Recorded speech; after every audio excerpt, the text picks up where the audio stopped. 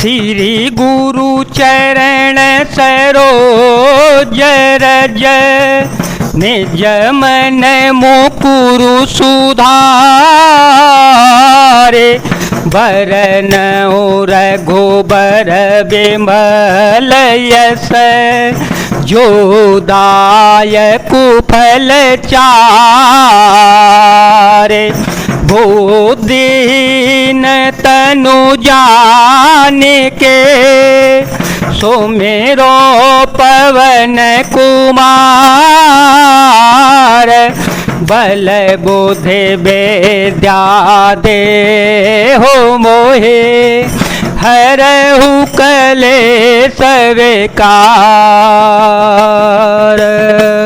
राम चरण दृढ़ प्रीति करे बालिकीन तनु त्याग सुमन माल जिमि कंठ ते गिरतन जानई नाग।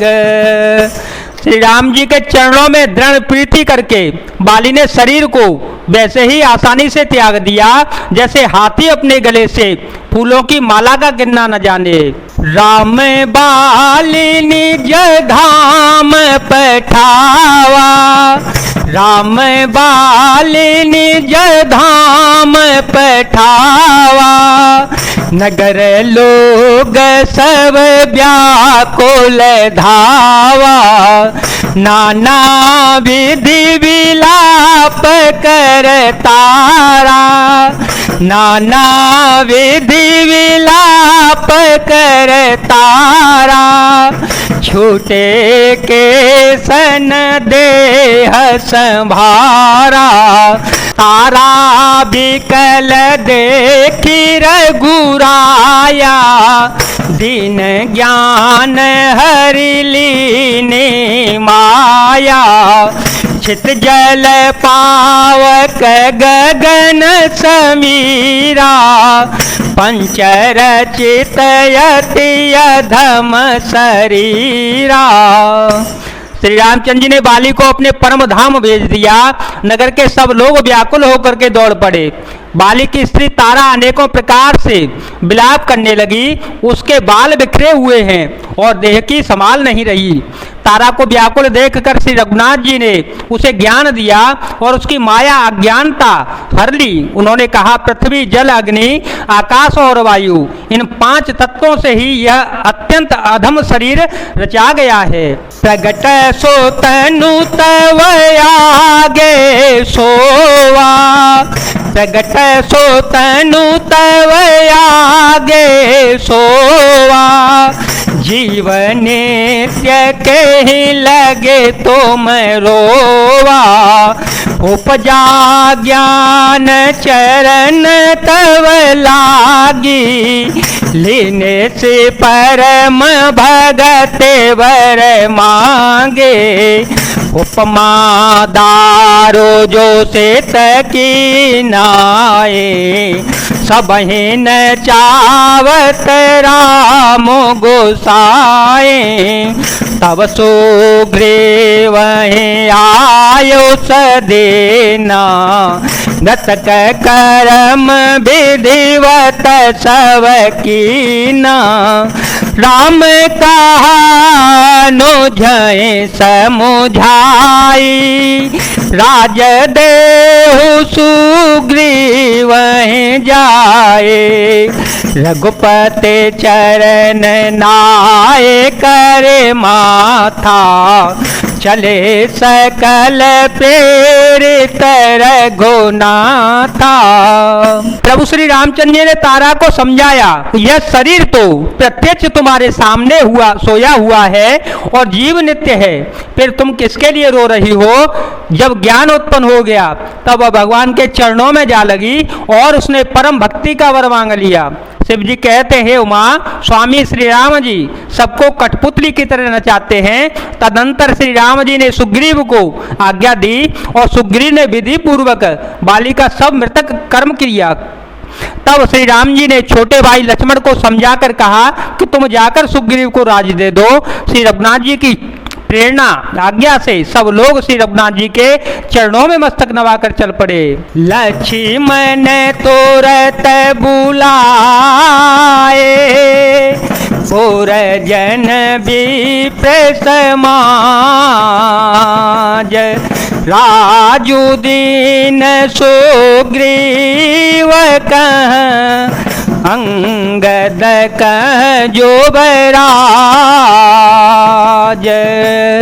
लक्ष्मण जी ने तुरंत ही सब नगर निवासियों को और ब्राह्मणों के समाज को बुला लिया और उनके सामने सुग्रीव को राज्य और अंगद को युवराज पद दे दिया। उमा राम समहित जग माही, उमा राम समहित जग माही, गुरु पितु मातु बंधु प्रभु नाहि, सुर नर मुनि सब के यह रीति, सुर नर मुनि सब के यह रीति, स्वार्थ लागी करहि सब पीति, बाले त्रास व्याकुल दिन राते, तन बहु बरन चिंता जर छाती,